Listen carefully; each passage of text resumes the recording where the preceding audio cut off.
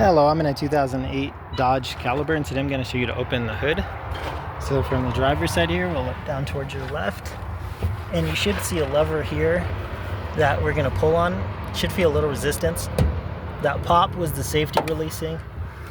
If there's no tension at all, you might need to check back here, make sure all these cables are tight.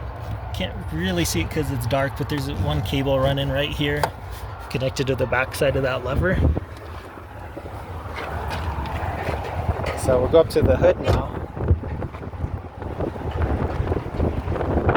And then most vehicles right around the middle, there should be feel it's loose.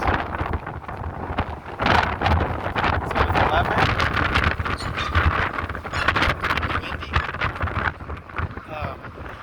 The lever we're going to push and lift. Let's see if I can do this with one hand, but it's right here. So pulling and lifting.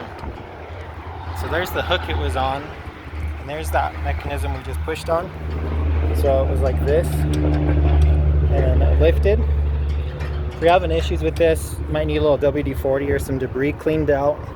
Sometimes if your hood's out of alignment, that could cause issues too, that needs straightened up. If you're still having issues, you should be able to replace this component pretty affordably, or the cables.